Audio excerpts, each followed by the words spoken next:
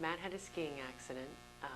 He was at Hidden Valley, and the conditions were not favorable for skiing, and I probably shouldn't have let him ski that day.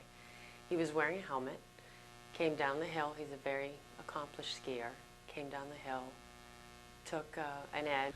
He was trying to do a hockey stop on skis, caught an edge, and flipped himself right onto his head. He was wearing his helmet, but the impact was so much that he got a concussion, and he was left with nystagmus in his eyes, which you helped him with. That day was really scary. Got a call from my daughter. Sorry. Knew something was wrong.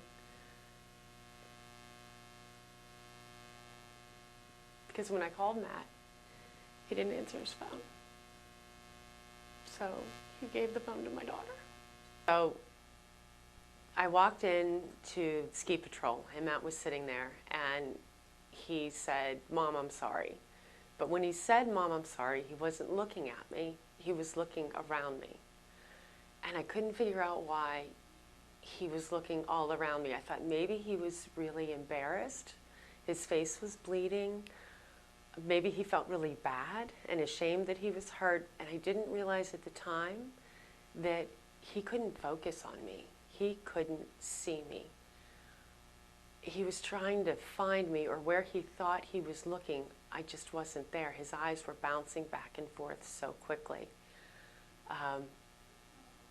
We got him to the hospital, and they said, yeah, it's a concussion, but they really couldn't tell us about his eyes. We knew we needed to see Dr. Collins with UPMC, which was great, and we saw Dr. Collins, and he referred us to vision therapy, and I was still really lost about the concussion and what was going to happen next. I knew I needed to give it time. I didn't realize how much time, and I didn't realize how much patience you need to have in this. You're really lost. It's not like there's an easy step process that you can go through. Every patient's different. Matt's was really different. I'd never had this experience with a child before, and I didn't know how to help him. So when Dr. Collins referred us to vision therapy, we went to another vision therapist first, and I really wasn't satisfied because he wasn't calling us back. I didn't have the appropriate attention that I thought I deserved and my child deserved, especially because this was so new and different.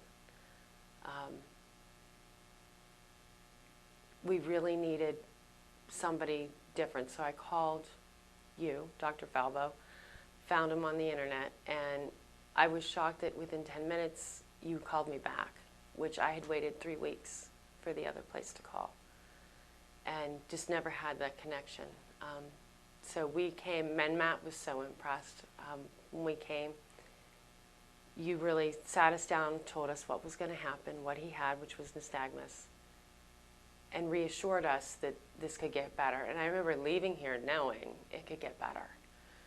Didn't really know the time frame, and it did take time, but it was such a reassuring step to have you on board as one of his doctors, and it really made it, he really did get better. And the vision therapy was key, the twice a week, the homework, and then we worked down to once a week, and he really did his homework every night, and that is so important. As silly as you think it is, looking at a card and saying it, the letter 7, it really works. The rope with the beads, Matt would show his friends, and they're like, there's no way that can do anything, and it really, really helped. And then his friends tried it, and they couldn't do it as fast as Matt could, so it really helped. And for a while you're in a black hole, but you eventually come out.